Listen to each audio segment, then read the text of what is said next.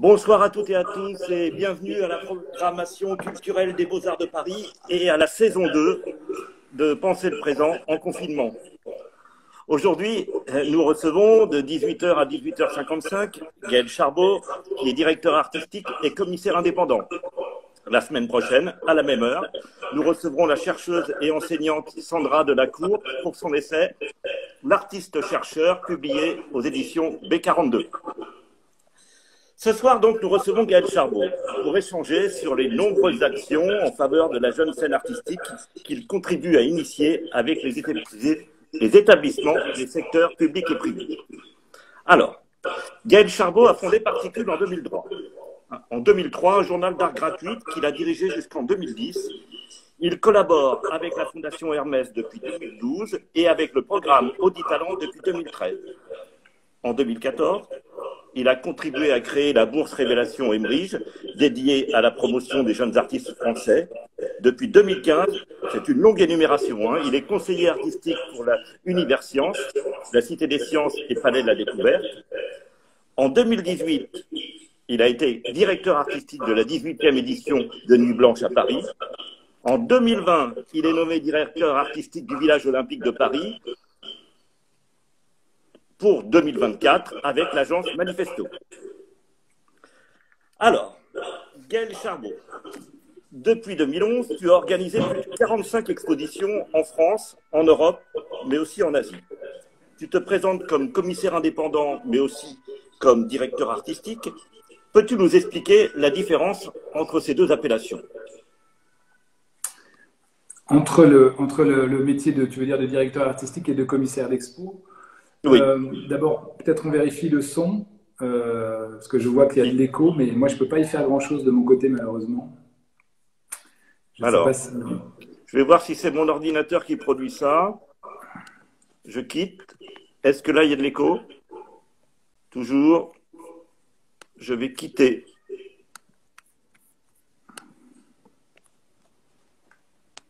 Est-ce qu'il y a toujours de l'écho ou est-ce qu'il y a moins de réverbération, il semble-t-il, hein? Quand je quitte, voilà.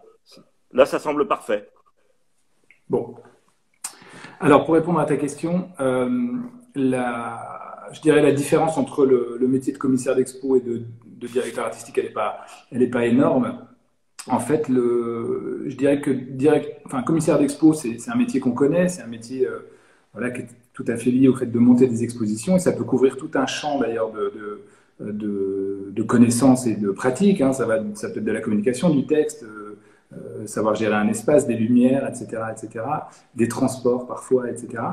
Dans la direction artistique, c'est souvent, je dirais, j'emploie ce terme où on me donne ce titre, entre guillemets, quand c'est des projets qui sont peut-être plus larges, qui concernent vraiment je dirais une séquence qui est beaucoup plus importante qu'une seule exposition. Donc c'est vrai que par exemple, on dit que pour la Nuit Blanche, on parle de direction artistique parce que c'est vraiment une aventure qui va mobiliser voilà, un certain nombre de territoires, de compétences, une ligne directrice que tu imprimes, qui n'est pas seulement une exposition, mais qui est vraiment un climat et quelque chose que tu vas essayer d'apporter pour une nuit à Paris. Et donc là, on parle plus de direction artistique. Pour ce projet, par exemple, du Village olympique, où je suis, tu l'as rappelé, directeur artistique avec l'agence Manifesto, mais là aussi, ce n'est pas seulement, je dirais, le métier entre guillemets classique de commissaire d'expo qui consisterait à choisir des artistes, mais il y a un travail qui est beaucoup plus large, qui est qu'est-ce qu'on va raconter, comment est-ce qu'on se projette dans un quartier à horizon 2024, surtout en Seine-Saint-Denis, quelles histoires on peut y raconter, quelles énergies on peut y fédérer. Et pour moi, ça dépasse, si tu veux, le cadre du commissariat d'expo quand on l'envisage dans le cadre d'un musée, d'une galerie. C'est un peu plus conséquent. Ça a aussi je dirais même politiquement, c'est différent, socialement, c'est différent. Donc pour moi, il y a deux directions comme ça dans ma carrière. Il y a la commissariat d'exposition et puis la direction artistique. La direction artistique est un peu plus large et ne concerne pas seulement... Ah, un petit problème de liaison. Donc tu disais que oui, c'est un peu plus large la position de directeur artistique, c'est cela que tu nous disais. Oui, j'espère qu'on n'a pas entendu que ça. Non, c'était juste la dernière phrase qui était un tout petit peu avalée et que je reprenais. Pardon. Je voulais dire, Gaël, aussi, tu as imposé ton nom en créant un journal indépendant, Particule. je le rappelle, particulièrement frondeur. Hein. Je montre des courbes avec, là c'était Arnaud Labelle-Rojoux, là c'est Mohamed Bourouissa. Donc un journal qui était donc particulièrement insolent en 2003, qui a cessé de paraître après 30 numéros en 2010.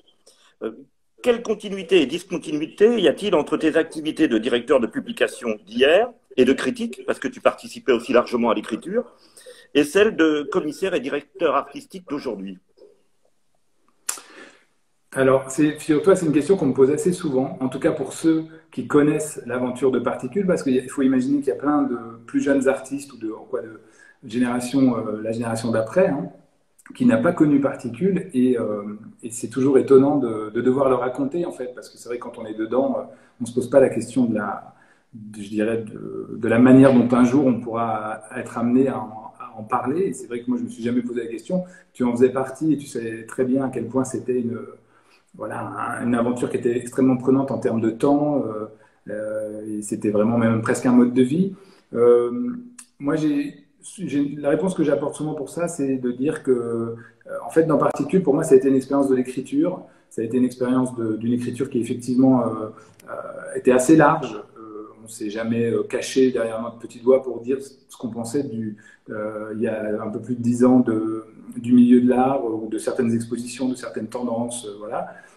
Donc c'est un journal qui était très libre, et à un moment, moi j'ai senti que j'avais besoin d'exprimer quelque chose, je ne sais pas comment le nommer, mais peut-être de plus plastique aussi, et je dis souvent que je suis passé de l'écriture du texte à l'écriture de l'espace, c'est-à-dire que pour moi, j'ai pas quitté ce métier d'écriture en réalité, je continue à être dans l'écriture, je continue à travailler avec des équipes, Particules, c'était un énorme travail aussi de gestion d'équipe et de gestion de caractère, de tempérament. On avait voilà, de Stéphane Coréard à Guy Scarpetta, en passant par Vincent Labaume, en passant par je ne sais qui, Édouard Levé, qui m'a Clara Schulman. Voilà, Clara Schulman. On avait à la fois des...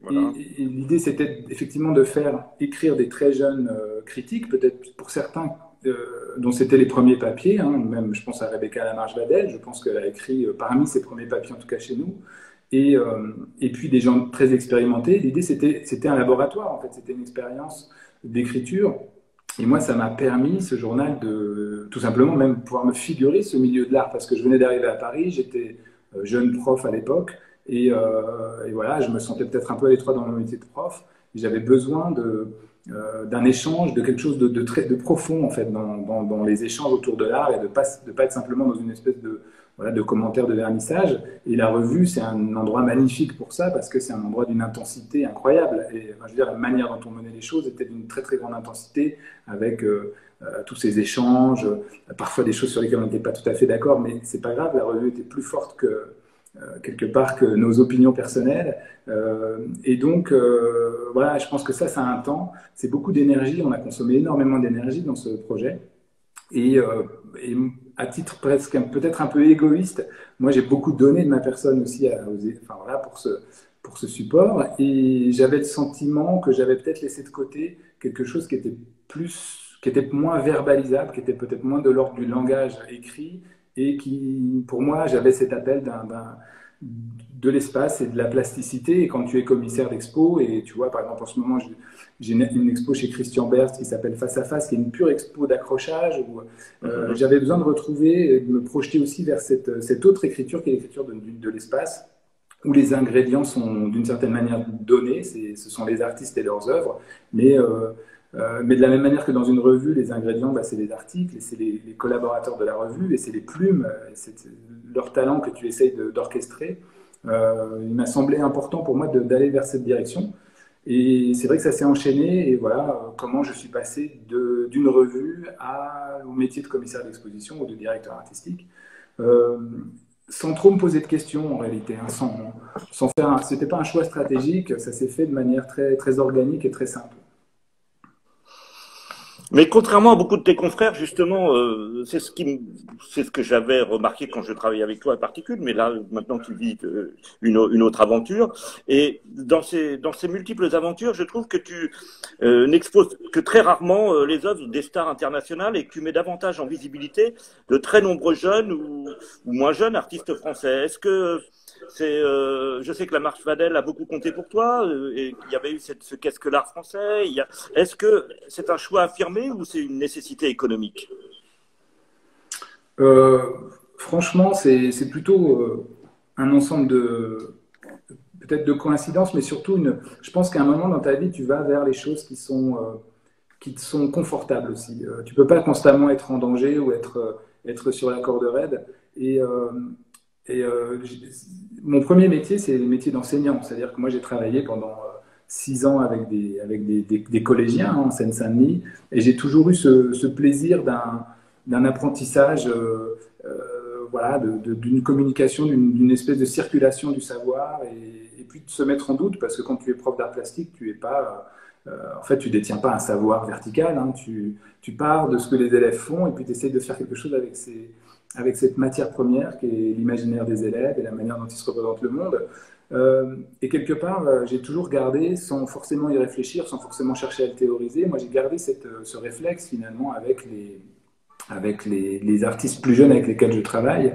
Et je crois qu'il y a une vraie proximité, quoi. Je veux dire, quand je me retrouve avec un artiste qui se pose des questions au début de sa carrière et qui n'est pas, je dirais, déjà assis effectivement sur quelque chose qui est très fort, qui est un artiste en milieu de carrière ou en fin de carrière, c'est-à-dire qu'il y a vraiment un poids, une œuvre derrière lui conséquente, je me sens peut-être plus à l'aise parce que je trouve qu'il y a peut-être des fragilités, il y a des moyens d'échanger qui sont différents que quand tu te retrouves comme un jeune commissaire comme moi à l'époque, en face de mastodontes qui finalement sont assez, je dirais, sûrs de leur pratique, ce qui est normal, et qui sont voilà, dans une forme aussi d'habitude d'être confortés dans leur direction. Moi, ce que j'aime avec ce travail avec les jeunes artistes, c'est qu'on regarde ensemble un objet qui est leur pratique dans le monde dans lequel on est, et personne n'a de certitude.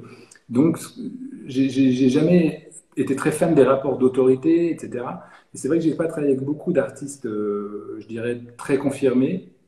Euh, je les ai plutôt choisis, et notamment, j'ai organisé une grande rétrospective de Gilles Barbier à la Friche Belle de Mai il y a quelques années, puis à Séoul, au MMCA de Séoul. Mais bon, c'est une grande amitié qu'on a avec Gilles. Et puis Gilles, c'est quelqu'un qui doute de sa pratique. Enfin, je veux dire, à la fois, il est complètement... c'est une espèce de virtuose, Gilles Barbier, et en même temps, il est parfaitement dans la position presque d'un étudiant qu'il est resté, parce que finalement, l'origine de son travail, c'était dans ses études, et c'était quand il est sorti des Beaux-Arts, il s'est dit, mais qu'est-ce que je vais faire qu'est-ce que je vais bien pouvoir faire finalement comme œuvre.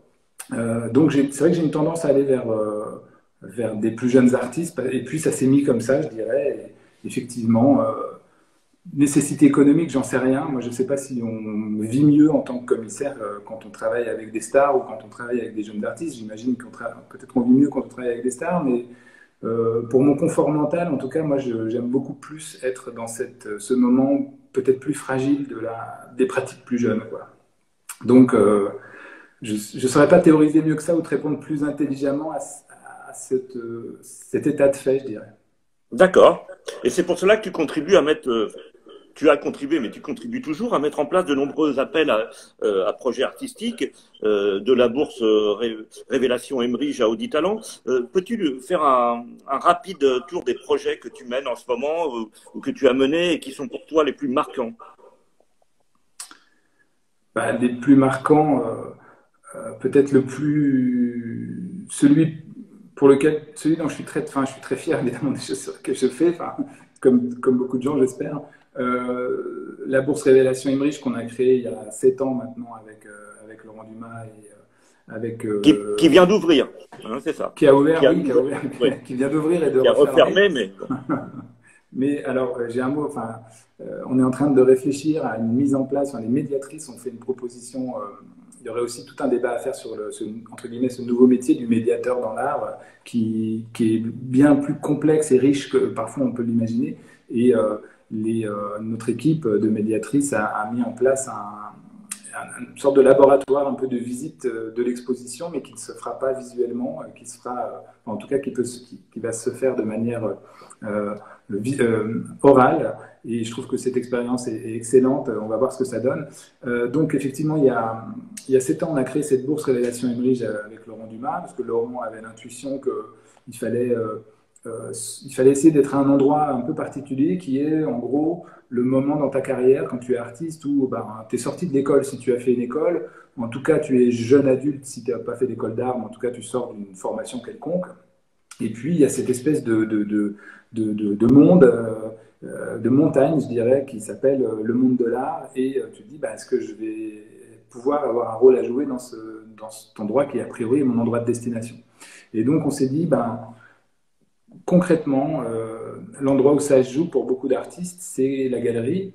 Et on sait en même temps qu'une galerie de taille moyenne, elle n'a pas forcément ni l'énergie ni les moyens d'investir sur des très jeunes artistes parce que c'est un coût de soutien, c'est un coût de production. Et en face, tu n'as pas des prix qui sont à la vente, qui sont très très rentables pour ce type de galerie, pour lesquels ce serait plus facile de fonctionner entre guillemets avec des artistes de la chalet.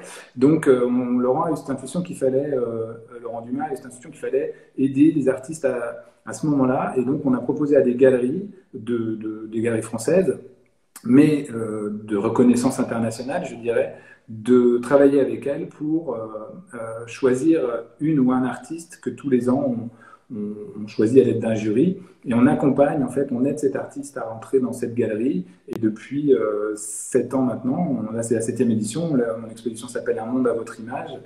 On a chaque artiste qui a été choisi est resté dans la galerie. Donc la première année, par exemple, c'était Fabienne Leclerc, Institut Fabienne Leclerc, et Vivien Roubaud, qui était enfin, je veux dire, c'était très marrant. Et d'ailleurs, il n'a pas beaucoup changé, Vivien, qui avait pour le coup une vision pas forcément très établie de ce que pouvait être le monde de l'art, le marché de l'art, etc.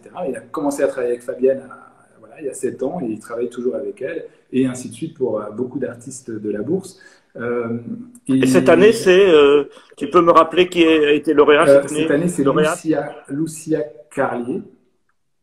Lucia Carlier qui donc va travailler avec Olivier Antoine, avec la galerie Art Concept. Et on a comme ça 7 artistes qui ont été choisis. Mais la bourse, c'est pas seulement ça. C'est pas un prix. Bon voilà, on a fait notre bonne action. Au revoir. C'est vraiment un travail aussi d'accompagnement. C'est des artistes qui ont beaucoup de visibilité parce qu'on a décidé de l'orienter de manière très professionnelle. Donc là, c'est un peu plus compliqué en ce moment, évidemment, avec le Covid, mais pendant cette exposition annuelle, on reçoit beaucoup de professionnels, beaucoup de commissaires, beaucoup de directeurs d'institutions, des critiques d'art, etc. Et l'idée, c'est vraiment d'apporter le maximum de notre engagement et de ce en quoi on croit pour aider ces artistes à se faire connaître du milieu de l'art. Là, je vois, Gaël, il y a une question sur l'art scientifique. Justement, je crois que tu as accompagné, c'est avec Audi, je crois, Grégoire Chatonsky, non, c'est bien ça. Donc la part scientifique, elle est prise aussi dans d'autres projets. C'est bien ça. Alors, c'est complètement autre chose. C'est vrai que c'est complètement autre chose. J'ai la chance d'avoir un spectre, entre guillemets, de passion qui est très large. C'est-à-dire que je m'intéresse évidemment à l'art, mais du coup, puisque je m'intéresse à l'art, en fait, je m'intéresse à tout. Et c'est très compliqué de se dire qu'on n'aura pas forcément assez du temps de vie qui nous reste pour tout explorer, mais il y a une part importante évidemment qui est la science. Et j'ai été nommé conseiller artistique de l'Univers Science il y a quelques années, donc du Palais de la Découverte et de la Cité des Sciences. Donc c'est une part importante de mon activité, de réfléchir au pont et aux manières dont on peut faire se rencontrer des artistes et des scientifiques, ou des problèmes scientifiques et l'art contemporain.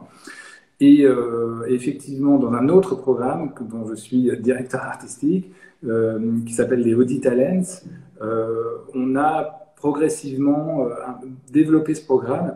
Et Grégory Chatonsky, dont tu parles, qui est un très grand spécialiste de l'intelligence artificielle, et qui ne le traite pas de manière, je dirais, spectaculaire et dans tous les... C'est toujours compliqué cette relation art-science, parce qu'on a toujours tendance à aller vers des œuvres qui sont un peu techno, quelque chose. Or, je le disais tout à l'heure, pour moi, les artistes très forts que je rencontre, c'est aussi des gens qui doutent de leur pratique et qui mettent en critique, sans rentrer dans trop de théories, mais qui ont un regard très critique sur leur propre passion et sur leur propre domaine d'activité. Et quelqu'un comme Grégory Chatonsky, par exemple, c'est un artiste donc, qui est lauréat des programmes Audi Talents, et qui par ailleurs, que j'invite sous d'autres circonstances à la Cité des Sciences. Mais effectivement, il y a une part liée à la science dans mon travail, mais comme il y a une part très forte liée à la littérature, voilà, la chance qu'on a quand on est un commissaire d'expo, bah, c'est qu'on il y a une intensité dans les univers qu'on accompagne, ce qui est celui des artistes, qui nous ouvre à des choses incroyables tout le temps. Donc c'est vertigineux, bien sûr. Et la science en est une grande, je dirais, une grande partie. Et tu t'intéresses aussi beaucoup au savoir-faire. Ça, c'est une de tes spécificités, c'est-à-dire que en 2000, quand l'art était encore très conceptuel, quand beaucoup de matériaux étaient considérés comme à usage péjoratif, disons, comme la céramique, etc., tu t'es beaucoup intéressé à ça. Tu as soutenu Elsa Sahal dans ses premières expositions. Tu l'as souvent montré. Et ce que je veux dire, c'est que donc ces savoir-faire, je crois que tu les exerces avec Hermès cette fois-ci. C'est bien ça. On fait le tour. On fait le tour, parce que je crois que c'est très important pour nos étudiants de savoir. Oui, je crois que les lieux que tu occupes sont des lieux qui sont essentiels aussi pour comprendre ce que tu aimes. Les savoir-faire, c'est très important. La science, c'est très important. C'est pas par hasard. Non, c'est clair. Ce qui m'a toujours intéressé dans ton parcours, c'est que tu n'étais pas un mercenaire. C'est-à-dire que quand tu as travaillé avec la Cité des Sciences, c'est parce que depuis longtemps, tu me parlais du ciel et des cartes et d'astronomie, ça te passionnait. Et il y a énormément de champs qui t'intéressent. Et donc, les savoir-faire aussi, parce que toi-même, tu es attaché à la main, tu as eu un passé aussi artistique, enfin tu t'es intéressé, tu as fait des études artistiques et aussi théoriques, et donc tout ça est lié dans ton parcours. Je crois que pour le public, il est vraiment important de comprendre d'où viennent tes intérêts et comment ça s'organise. Ben, tu l'as dit, hein, c'est vrai que mon adolescence et quand j'étais un jeune adulte, j'avais un atelier puisque je suivais des cours d'art plastique et voilà, j'avais un atelier de pratique en fait à Lille et effectivement pour moi le lieu de l'atelier, mais quand j'étais ado j'avais une chambre noire que j'avais bricolée dans ma salle de bain, etc. Mais l'endroit de l'atelier, donc du faire, en tout cas je veux dire du faire au sens de la pratique, quelle qu'elle soit, parce que ça ne veut pas dire qu'on a une boîte à outils et du bois, ou je ne sais quoi, ou du ciment, peu importe, c'est cette espèce d'espace qui est l'endroit de la pratique. Pour moi, c'est un endroit qui est magnifique. C'est vraiment, je sais pas, là où d'autres pensent religion, moi je pense atelier. C'est-à-dire, pour moi, c'est une chapelle. C'est un endroit qui est magique et qui, finalement, est la vraie interface avec le monde. Et donc, moi, j'en ai toujours eu d'ailleurs. J'ai toujours eu une sorte d'atelier. Et j'ai eu une pratique quand j'étais effectivement adolescent, jeune adulte. Et donc, pratique évidemment totalement touche à tout, ce qui fait que je ne me suis jamais mis à faire vraiment quelque chose, mais peu importe. Et pour moi, l'endroit du faire, l'endroit où justement, qui est l'atelier, enfin qui n'est pas que l'atelier, hein, évidemment qu'un atelier peut se déplacer dans la rue, peut se déplacer dans le champ social, peut se déplacer dans plein de contextes, mais cet endroit-là, moi, m'intéresse beaucoup, et notamment, c'est vrai que j'ai eu beaucoup de chance qu'il y a quelques années, en 2000, peut-être 2013, même avant 2012, je pense, Hermès m'a proposé de m'occuper des résidences d'artistes en manufacture, et là, j'ai découvert un champ totalement incroyable qui est celui de l'artisanat.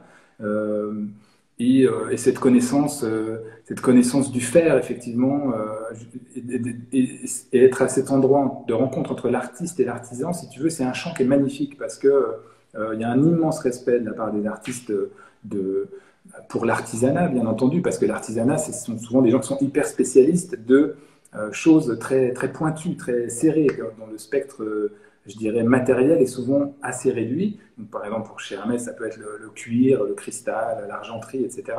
Et l'artiste, bah, c'est la personne qui, justement, a une espèce d'approche totalement neuve et pas du tout nécessairement, je dirais, cultivée au sens de l'artisan, n'a pas forcément les règles de savoir-faire, etc. Et donc, on s'est rendu compte qu'il y avait une incroyable énergie, une circulation des énergies qui était très très belle parce qu'il y a une espèce de connexion immédiate entre un artiste et un artisan. Ça ne veut pas dire que ce sont du tout les deux mêmes, ce sont évidemment deux domaines de savoir et deux domaines de pratique différentes. Et moi, je trouve que quand je visite un atelier, si tu veux, quand je rencontre un artiste, j'essaye, quand c'est possible, évidemment, d'être dans l'atelier, parce que l'atelier, c'est vraiment l'endroit où je me sens bien. Et si tu veux, jamais je ne parle du fond avant de parler de la forme. Pour moi, une œuvre, je ne sais pas dans quelle mesure ça peut être considéré comme ringard, comme approche ou je ne sais pas quoi, mais d'une certaine manière, je m'en fous. Ce qui compte, c'est sa forme, quelle que soit sa forme. C'est-à-dire qu'elle soit en bois, en métal, en pixels, en langage, qu'elle soit profondément immatérielle ou extrêmement enracinée. En tout cas, la forme me semble extrêmement importante et c'est le propre, finalement, de nos métiers de penser des formes. Alors, c'est vraiment pour moi une passion, si tu veux. Moi, j'ai une passion pour les formes. Je ne sais pas comment dire ça mieux que ça. Je regarde toutes les formes. Toutes les formes m'intéressent. Et j'ai même d'ailleurs créé, enfin, on a réfléchi comme ça avec le programme Auditalents et on l'a rebaptisé le laboratoire des formes. Parce que finalement, je me dis, mais les artistes, qu'est-ce qu'ils font? Ben, c'est des laborantins dans un laboratoire qui n'a pas de frontières, qui n'a pas de mur, finalement pas de toit, pas de sol, mais qui est celui de la forme. Qu'est-ce que c'est une forme en fait et à quel point c'est complexe de penser une forme et à quel point les gens croient que c'est facile de faire des formes, tu vois, c'est ça qui m'intéresse et pourtant c'est l'endroit de la complexité absolue et ce qui est marrant par rapport à ce qu'on disait avant, c'est que les scientifiques eux-mêmes se posent la question de la forme, de l'expression d'une forme, de l'expression par exemple élégante en mathématiques, y a plein de points communs entre la pratique artistique et tout un tas d'autres domaines et évidemment que l'artisan se pose essentiellement une question de forme et donc l'atelier, pour moi, effectivement, l'endroit où ça se fait, quelle que soit la forme de l'atelier, est quelque chose de très important. Et j'ai toujours mis la forme avant le fond, parce qu'un fond très balèze, une expression, je dirais, très forte, si elle n'a pas la bonne forme, eh ben, ça ne marche pas, et c'est notre métier à nous de savoir, je dirais, d'une certaine manière. C'est les critiques d'art, les commissaires d'expo, on sent en fait si une forme, enfin on sent, on n'a pas le savoir, un savoir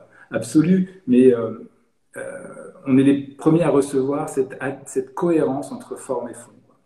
Il faut rappeler que ces formes, elles posaient problème en atelier, puisque au début des années 2000, il y avait de nombreux articles, et il y a même eu un ouvrage sur la fin de l'atelier. Donc, toi, c'est ça, Ouais. c'est une de tes particularités, c'est d'avoir tout de suite remis en avant les formes. Et justement, tu es quand même un fin connaisseur depuis 20 ans de la jeune scène artistique. Qu'est-ce que tu as perçu comme changement et si oui, quelles sont les tendances que tu perçois, que tu cherches en tout cas à mettre en avant, toi, dans ton action de commissaire et de directeur artistique? Alors, la question des changements, elle n'est pas si simple, moi je trouve, parce que il faudrait parler de tout ce qu'est l'écosystème artistique, qui est très ouvert, qui est très complexe, qui est très riche. Mais par exemple, je prends un détail, on se rend compte que dans certaines écoles d'art, des anciens étudiants deviennent profs. Donc c'est intéressant, par exemple, parce que on voit comment est-ce qu'un étudiant, forcément qui a été en résistance avec un certain nombre de choses de l'école, bah, en devenant prof, va forcément agir sur ces points de résistance, mais en même temps en créer de nouvelles. Donc c'est très intéressant la filiation dans l'art, évidemment, c'est un sujet énorme, mais par exemple, il est très concret dans les écoles d'art. Moi, j'ai pas l'impression, à part ce qui, je vais pas dire des tartes à la crème, mais cette éternelle discussion sur peinture, pas peinture, on a le droit de faire de la peinture, on n'a pas le droit de faire de la peinture, on a le droit de faire de la céramique, on n'a pas le droit de faire de la céramique. C'est vrai qu'on a eu beaucoup ces derniers temps ces questions-là. Pour moi, la grande différence entre le moment où je rentre dans le monde de l'art, on va dire il y a une vingtaine d'années, et maintenant, ou un peu plus d'une vingtaine d'années, c'est l'ouverture des pratiques, c'est la possibilité de la pratique. Et il y a quelque chose qui m'a marqué. On était d'ailleurs ensemble, il n'y avait pas très longtemps, dans l'atelier d'Hélène Delprat, par exemple, aux Beaux-Arts de Paris. Bah, tu vois que là, l'atelier il est extrêmement ouvert dans la pratique. Il n'y a pas du tout cette idée justement d'une école du faire. C'est-à-dire que le faire n'est pas sur la matière, il n'est pas sur le médium, il est dans une approche plus ouverte. Et je pense que ce qui a beaucoup changé dans les écoles d'art, en France en tout cas, pour ce que je connais le mieux, c'est cette ouverture à des pratiques, là où parfois on avait encore il n'y a pas si longtemps des profs qui étaient, je veux dire, extrêmement fermés à certains types d'expressions et où on disait, bah, ça, là, je dis n'importe quoi pour caricaturer, mais la broderie, la poterie, le tissage, des trucs comme ça, c'est pas dans mon atelier, tu vois. Et donc je trouve que il y a une accélération d'ouverture. Il n'y a pas que des choses mauvaises, moi je trouve qu'il se passe en ce moment, politiquement et autres. Et Et cette ouverture incroyable des pratiques dans le monde dans les écoles de beaux-arts, c'est pour moi quelque chose de très marquant, qu'on retrouve donc forcément dans les carrières des artistes. Et puis, autre chose qui me paraît marquant, ça correspond peut-être au travail que je fais aussi avec Christian Bers, par exemple, mais c'est l'ouverture du monde de l'art à ce qui n'est pas lui, d'une certaine manière, notamment ce qui a été un problème pendant longtemps, d'autres types de territoires comme l'art brut, etc. Je trouve qu'on s'est beaucoup détendu et que les pratiques sont très très ouvertes maintenant sur un champ très large de possibles. C'est ce que je constate, moi, dans ma Tout à modeste fait. Moi, manière. je crois que le privé a beaucoup contribué à ça. On peut saluer quand même Antoine de Galbert, la Maison Rouge, pour avoir créé des porosités là où les institutions étaient parfois encore réticentes. Ouais, ouais, absolument. Et puis, je réponds à une deuxième partie de ta question sur ce ce que ce que j'ai vu changer euh, ou ce qui serait la tendance actuelle. En fait, moi, je serais incapable de dire quelle est la tendance actuelle de l'art. Franchement, je n'en ai aucune idée. Je mets quiconque au défi d'arriver à le faire. Il y a en tout cas quelque chose, moi, dans ma pratique que j'ai observé, je ne l'avais pas imaginé auparavant, c'est que de plus en plus, j'essaye d'aller vers des choses qui ne me plaisent pas. Je sais que ça paraît complètement étrange comme postulat, mais quand quelque chose ne me plaît pas, je dirais qu'aujourd'hui, j'ai presque plus tendance à me méfier des choses qui me plaisent que des choses qui ne me plaisent pas. Et Tu c'est veux qu'on te quelque chose résiste? de... Tu Non, aimes qu'on te c'est moi résiste? qui... Non, c'est plutôt moi qui résiste, en fait. C'est parce que je me rends compte que on est énormément... dans cette histoire des formes, si tu veux, c'est extrêmement cadenassant. C'est-à-dire qu'à un moment, quand tu te passionnes, par exemple, pour un mouvement, ou pour un artiste, ou pour certaines pratiques, tu vas avoir tendance à mettre des grilles qui ne te font plus regarder que ça. Tu deviens un super spécialiste de la forme qui te plaît le plus ou des formes qui te plaisent le plus. J'ai un exemple qui, quand on le déporte, qui est celui soit du monde culinaire ou bien de la musique. Moi, je suis toujours sidéré de discuter avec des adultes, enfin, ou des gens cultivés, qui disent non, mais alors, cette musique-là, ce genre, ce registre-là, je peux pas. Je ne comprends pas, moi, en fait. C'est-à-dire que je me dis, quand tu aimes la musique, ben, tu la déconstruis comme tu déconstruis tout le reste et tu te laisses emporter par une magie ou pas à un moment. Mais je veux dire, tu peux pas dire, bah non, ça, ce pan-là, ça n'existe pas, ça, c'est vraiment. Je comprends pas ce truc-là. Et donc, moi, j'essaie de faire la même chose dans l'art. Et on se rend compte que c'est pas toujours facile. C'est pas facile d'aller vers des formes qui sont déplaisantes ou que tu rejetterais à ton corps défendant, j'ai envie de dire. Tu vois, je sais pas, il y a une espèce d'instinct presque animal devant certaines propositions artistiques, tu as un rejet, tu as quelque chose qui ne veut pas y aller. Et en fait, moi, je me dis, mais c'est à cet endroit-là qu'il faut que moi j'aille, parce que c'est la richesse incroyable de notre métier. C'est la chance qu'on a d'avoir comme mission de s'ouvrir à toutes les formes. Parce que si tu deviens un super spécialiste d'un truc super serré, c'est un peu sclérosant. Et moi, je trouve qu'on a la chance dans les arts plastiques de garder ça comme un modèle presque sociétal. C'est-à-dire que on ne peut pas avoir d'a priori. Tu peux pas avoir d'a priori parce que sinon tu peux pas ouvrir la porte d'un atelier parce que tu sais pas du tout des fois sur quoi tu vas tomber.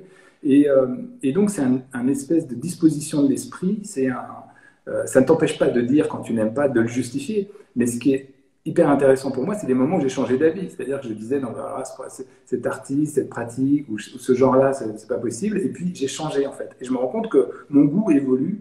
Et je me suis dit, bah, alors, il faut que je l'ouvre un maximum parce que je ne vais pas passer toutes mes semaines à me contredire.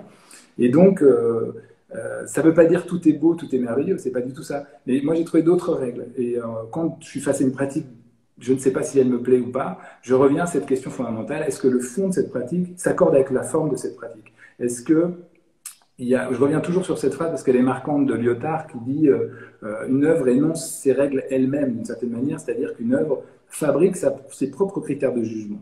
Et c'est pareil, ça se déplace dans tous les champs de réflexion, c'est pas que dans l'art. Et à partir du moment où l'œuvre elle fabrique des critères de jugement qui ne lui correspondent pas, c'est qu'elle n'est pas réussie en réalité. Mais quand l'œuvre arrive à créer ses propres critères de jugement et sa propre grille esthétique, ben là, quelque part, on est dans quelque chose qui est assez dense humainement et qui va t'emmener dans une conversation avec toi-même et avec les artistes et avec je sais pas, tes pairs, qui est beaucoup plus riche. Euh, donc, je trouve que le milieu de l'art actuel, il permet ça, parce qu'on est moins dans cette espèce de lecture moderne de dans quel mouvement tu t'inscris, dans quelle famille tu t'inscris, euh, voilà, dans quel club tu es, quoi. Et je trouve que c'est beaucoup plus poreux et quelque Ah. part, c'est plus généreux. Oui, Gaël. Bon, et donc on va continuer sur le propos. C'est-à-dire que ces 10 dernières années, tu as réalisé plus de 45 expositions, hein, comme je crois l'avoir déjà dit. Ce sont des projets qui peuvent impliquer un seul plasticien, mais aussi de très nombreux artistes. Cela peut être dans une galerie, comme en ce moment, ou à la BNF, où tu fais une exposition, ou dans une multitude de lieux, comme pour la Nuit Blanche, où tu avais mis en place ce fameux kilomètre. Est-ce que tu peux, comment tu envisages ces changements d'échelle? Est-ce que pour toi c'est la même chose? Non, c'est pas du tout la même chose. Si tu compares Nuit Blanche à une exposition en galerie, évidemment, ça n'a strictement rien à voir. Ou le travail qu'on fait pour imaginer ce que peut être l'art dans un futur quartier comme le village olympique, ça n'a strictement rien à voir. Moi, en ce moment, ma réflexion là-dessus me pousse à croire qu'il y a deux directions, si tu veux. Il y a un travail qui serait un travail parfois purement, pour le coup, de laboratoire qu'on peut mener dans les musées, dans les institutions, dans les galeries, parce que j'ai envie de dire que presque statistiquement, on sait qu'on a un public qui est presque plus averti et qui franchit le seuil, un seuil qui est celui d'une galerie, celui d'une institution, et il sait qu'il est dans un contexte théorique ou en tout cas conceptuel particulier. Et puis il y a un autre endroit qui est un art à l'échelle de la ville ou un art qui va être dans un contact extrêmement social et quotidien avec des gens qui habitent à cet endroit-là ou qui traversent cet endroit-là. Et donc pour moi, il y a un peu deux directions qui apparaissent dans mes recherches, si tu veux, qui ne sont pas du tout les mêmes échelles, effectivement, et qui impliquent pas aussi la même relation à l'œuvre d'art. Et donc, ça serait très long à expliquer, bien sûr, mais pour moi, il y a un art qui est plus en connexion avec les problématiques de l'urbanisme, de l'architecture et, à mon sens, de ces formes qu'il faut absolument penser parce que je pense qu'il y a eu un abandon absolu de la rue, en fait, en termes de forme. Et peut-être parce que les gens eux-mêmes qui pensent ces rues, qui pensent ces réverbères, qui pensent enfin, pas ceux qui les pensent, parce qu'il y a des designers très bons qui les pensent, mais les gens qui les achètent, les gens qui les organisent, les gens qui en font, je dirais, l'administration, ont eux-mêmes quitté le monde des formes et ne se posent plus la question des formes, en fait. Moi, enfin, je ne sais pas si je vais extrapoler beaucoup trop en disant ça, mais si tu veux, pendant, par exemple, le mouvement des Gilets jaunes, il était singulier de se dire que l'occupation, elle était essentiellement sur les ronds-points, qui est un espèce de running gag pour nous, les ronds-points, la sculpture de ronds-points, l'esthétique de ronds-points, c'est quelque chose dont on rigole beaucoup, parce que c'est toujours un peu à la fantaisie du pouvoir politique local, etc. Et je pense qu'on a totalement abandonné une pensée de la ville, une pensée plastique de la ville, une pensée du quartier, une pensée une relation éduquée et une relation, je dirais, structurée mentalement à ces formes dans lesquelles qu'on traverse tous les jours. Et il me semble que les gens ne vont pas autant au musée que dans la rue en bas de chez eux, si tu veux. Et donc je pense qu'on ne peut pas s'adresser et qu'on ne peut pas avoir un travail artistique qui soit de même nature quand on est dans un musée, qui nécessite une démarche pour aller dans le musée, pour franchir ce fameux seuil dont je parle, et le bas de chez toi, le rond-point, la cité d'à côté, etc. Et moi, je pense qu'à cet endroit-là, on a raté depuis des années le travail avec les artistes, évidemment, et qu'il est nécessaire d'injecter de l'art, parce que, on l'a dit tout à l'heure, les artistes, s'il y a bien des gens qui sont au cœur de ce qu'est le monde en général, ce sont les artistes. Je dirais socialement, financièrement, ils savent ce que c'est que vivre, ils savent ce que c'est que parfois, enfin, je veux dire, la majorité des artistes, je ne parle pas forcément des superstars qui peuvent être un peu parfois déconnectés, mais donc, je trouve qu'il y a un travail à faire qui est fait, hein, je veux dire, qui est fait, mais qu'on peut largement pousser, qu'il faut accompagner, de mise en relation entre des architectes qui sont souvent des gens extrêmement brillants, des urbanistes qui sont aussi souvent, moi, j'ai des réunions passionnantes avec ces différents corps de métier, et évidemment avec des artistes, parce que juste, on a toujours pensé le monde avec des artistes et on ne sait pas à quel moment ça a pu totalement disparaître, en fait, cette idée-là. Donc je pense qu'il est nécessaire de ramener les artistes, dans la pensée de ce qu'on a en commun. Et ce qu'on a beaucoup en commun, c'est la ville. Et donc, bref, je suis désolé pour cette réponse un peu décalée, mais pour moi, il y a deux chemins dans le travail que je fais. Il y a le travail du musée, de la galerie, de l'institution, qui est un endroit codé, et les artistes s'expriment avec certains codes dans ces endroits codés. Et puis, il y a un endroit qui est c'est quoi, qu'est-ce qu'on fait, et comment l'artiste contribue à cet endroit commun qui est la ville. Et donc, voilà, ces deux directions qui sont souvent pas à la même échelle, en effet. Et il est nécessaire de mettre des moyens conséquents pour associer les artistes à la pensée de la ville, du monde, qui en fait fabrique de la violence. C'est tellement évident. Enfin, je veux dire, je n'ai pas besoin de développer, tout le monde le sait, quoi. C'est évident qu'on développe une forme de violence visuelle qui devient une violence sociale, et que ceux qui peuvent peut-être y penser et travailler là-dessus, ce sont évidemment ceux qui sont concernés par la forme au premier plan. Donc, une vision administrative n'est pas une vision pour moi qui génère de belles formes. Enfin, c'est possible, mais c'est assez rare quand même que une lecture d'un tableau Excel génère une forme urbaine, ou une forme qui va me dire quelque chose du monde dans lequel je suis, des saisons qui passent, du vent, de la pluie, des étoiles au-dessus de ma tête, ou je ne sais quoi. Donc, je pense qu'il faut absolument ramener et développer ce travail de l'artiste dans la ville, et tous les endroits qui sont des lieux de partage. Ce sera le projet donc que tu vas mener avec le village olympique en 2024, hein, c'est bien ça. Ça, c'est aussi un gros projet, ça. Ça, c'est un gros projet. Avec Manifesto. C'est un projet dans lequel on est engagé avec l'agence Manifesto. Alors, je peux pas, malheureusement, je suis désolé de. Je peux pas beaucoup en parler. Je voulais un scoop, mais on n'en aura pas. Non, je peux pas parce que voilà, c'est très cadré pour le moment, parce qu'il faut que chaque chose vienne en son temps, et donc on espère très prochainement pouvoir en dire beaucoup plus sur nos ambitions pour ce nouveau quartier à Saint-Denis. Gaël, tu es indépendant et polyactif, hein, comme on vient de le voir, dans un champ culturel qui est quand même très concurrentiel. Tu circules du public au privé, tu es mobile, tu es polyvalent, tu es précaire. Est-ce que tu n'as pas l'impression parfois de réaliser précaire au sens où tu es sur souvent des emplois temporaires, donc tu n'as pas d'emploi de longue durée.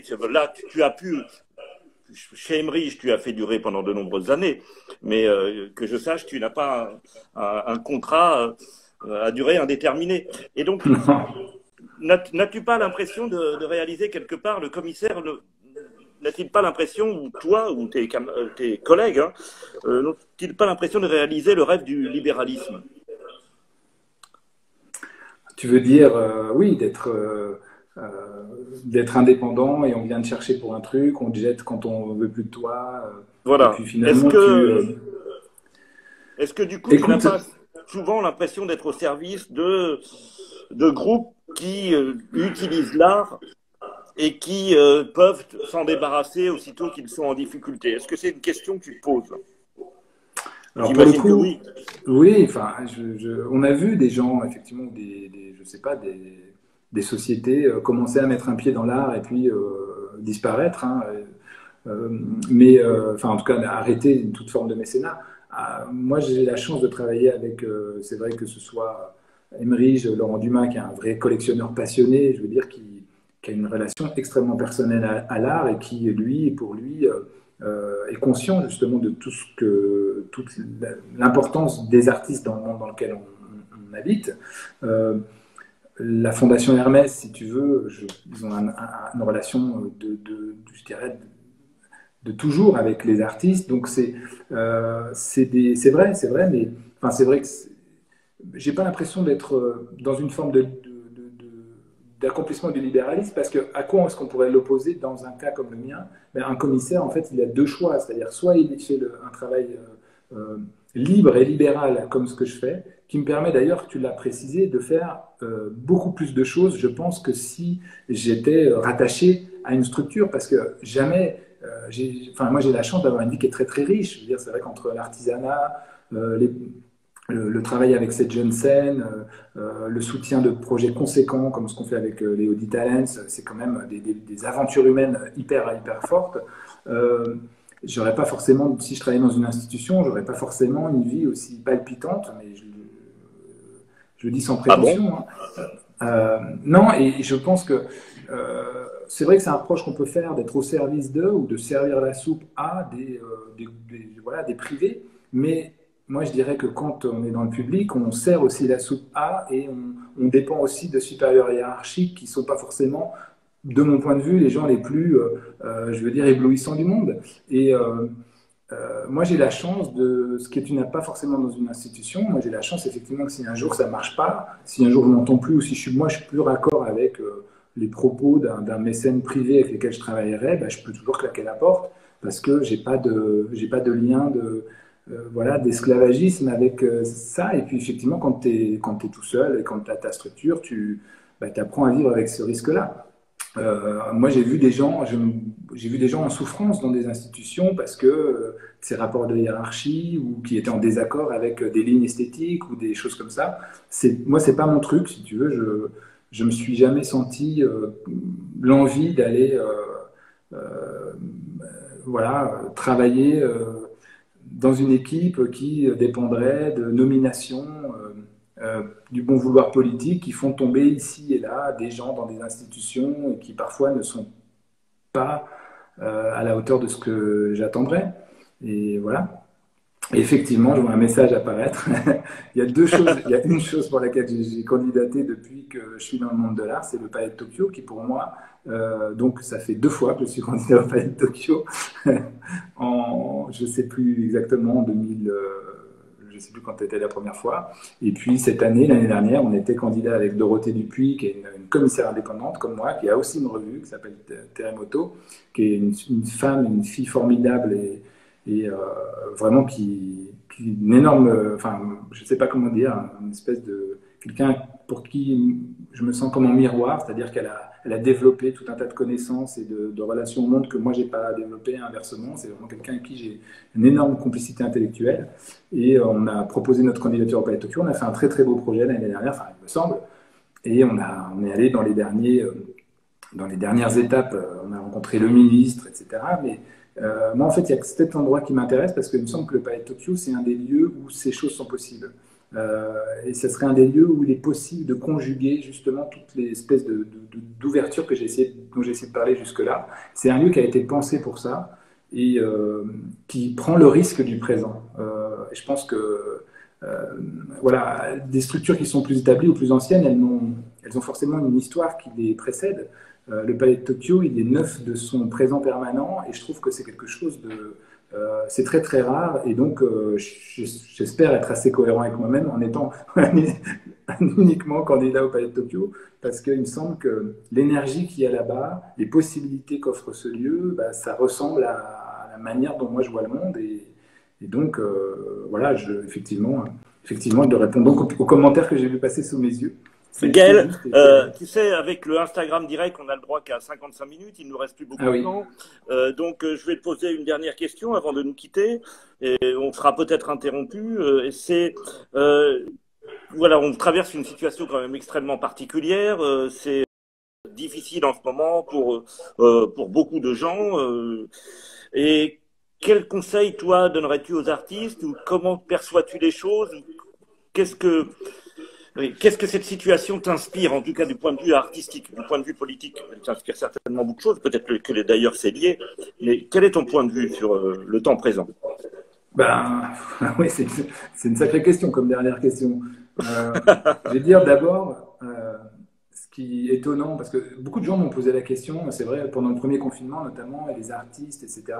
Et en tout cas pour moi, pour ceux que je connais, bon, je connais quand même un certain nombre, je dirais que pour beaucoup d'entre eux, ça n'a pas changé grand-chose dans leur pratique, parce que leur pratique, c'est déjà une pratique de confinement, je dirais volontaire, qui est un confinement qui sert à s'ouvrir justement au monde à certains moments de l'année, à certains moments de la vie.